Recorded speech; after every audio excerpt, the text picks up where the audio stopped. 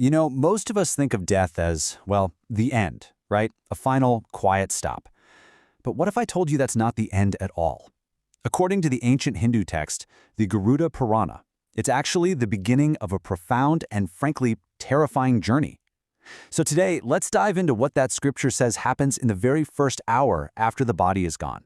So I want you to picture this. The last rites have been performed, the family has gone home, and the fire, it's just embers now. The cremation ground is eerily silent. But here's the thing. According to the Puranas, it's not empty. Not at all. There's one figure left standing, and it's the soul of the person who just died, standing right there next to its own ashes, about to start the most critical hour of its entire existence. So what's the very first thing the soul feels? Well, it's just total disbelief. I mean, can you imagine? It's watching the body it lived in its entire life, the face it recognized in the mirror every single morning, just being consumed by fire. This isn't just some morbid show. It's the start of a really painful process of letting go. And then panic sets in. The soul starts circling the funeral pyre, desperately trying to get back inside the only home it's ever known. It's almost like it thinks, I can just wake up from this nightmare, but it can't. The heat from the flames and this unseen spiritual force, it keeps pushing the soul back. There's this profound confusion, this feeling of, why can't I get back in? What's happening to me? This whole struggle to detach, it all leads to one final, pretty jarring ritual. It's called the Kapal Kriya, and what happens is a family member, usually the eldest son, takes a bamboo staff and, well, cracks the skull while it's still in the fire. I know, it sounds shocking to us visually, but for the soul, this moment is something else entirely. The text says that in that exact instant, when the skull is cracked, the soul hears this deafening sound that no one else can hear. And that sound, that's it. That's the final thread being cut. It's the universe basically screaming, there's no going back. That door is now closed forever. Okay, so the body is gone. The family is left. The soul is now completely and utterly alone in what is, let's be honest, one of the most desolate places you can imagine. And this is where a period of intense solitude begins, a time where it has to face this new reality with absolutely no one there to help. And the Garuda Purana is very specific about this. This period of isolation lasts for exactly 1 hour. Now for you and me, 60 minutes might just be a lunch break, but for a soul that's just been ripped from its body in this terrifying new state, believe me, that 1 hour feels like an absolute eternity of pure anguish. But here's the paradox. This isolation is so terrifying precisely because the soul isn't alone. You see, the cremation ground is described as this kind of hub for other restless there for centuries, just twisted by their own unresolved desires, hunger, and thirst.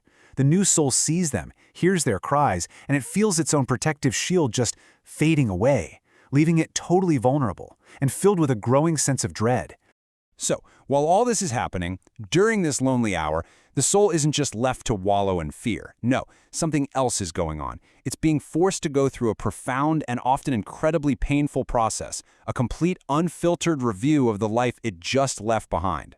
This process is called Jivan Samiksha, which basically translates to the life review, and it's exactly what it sounds like. Imagine your entire life, from your very first breath to your last, playing back like a movie. But this isn't the highlight reel. This is everything. Every action, every word, even every secret thought you ever had. It's all there, played back in perfect detail. Now here's the really critical part. The soul doesn't just watch this movie, it feels it. So if you told a lie, you now feel the sting of betrayal exactly as the person you lied to felt it. If you hurt an animal, you experience that creature's pain. On the flip side, if you showed kindness, you feel the warmth of their gratitude. It's a direct, unfiltered first-hand experience of your own karma.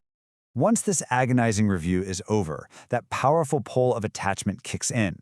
The soul is drawn away from the cremation ground, and it follows its family home, just desperate for that connection. Is a truth that, in many ways, is even more painful than watching its own body burn. So the soul gets home, and it's basically screaming, I'm still here, don't forget about me. But of course, nobody can hear a thing. It tries to reach out, to touch a loved one, but its hand just passes right through them. And then it starts to listen, and what it hears is devastating.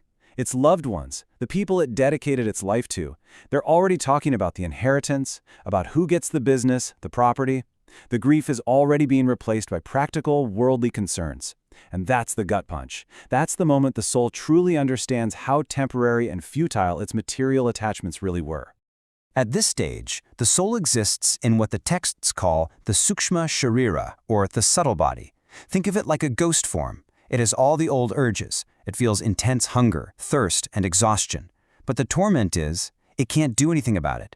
It can see a glass of water, feel a burning spiritual thirst, but there's no way to drink it. This complete powerlessness is part of the process, designed to burn away all those worldly desires. And hey, this is exactly why those post-death rituals, like Pindan, are considered so crucial. Those food offerings aren't for the body that was already cremated. That's gone. They're meant to provide spiritual nourishment to this subtle body, to give it the strength it desperately needs for the long journey ahead. So, as we reach the end of this first hour, think about where the soul is at. It's been stripped of literally everything. Its body, its attachments to family, all its worldly stuff. It's been forced to look its own karma right in the face. And now, one final truth is about to hit home. Right at the 1 hour mark, the messengers of Yamaha, the god of death, finally show up. Now, what's absolutely fascinating here is that they don't have one set appearance. How they look is a direct reflection of the soul's own karma. So for a good, virtuous soul, they appear as serene, respectful guides. But for a sinful soul, they show up as terrifying monsters with eyes like fire and sharp teeth, holding a rope, ready to literally drag And that really the soul brings away. us to the core lesson of this entire first hour, doesn't it? The ultimate message of the Garuda Purana is this. Everything you chase in this life, your bank balance, your degrees, your followers on social media, all of it gets left behind at the gate of the cremation ground. It means nothing. The only thing you take with you is the dharma, the weight of your actions. So that leaves us all with a pretty heavy question to think about, right? If you had to stand there next to your own ashes and watch your own life review play out right now, what would you feel? Would it be a feeling of peace or would it be regret? What would your life review show?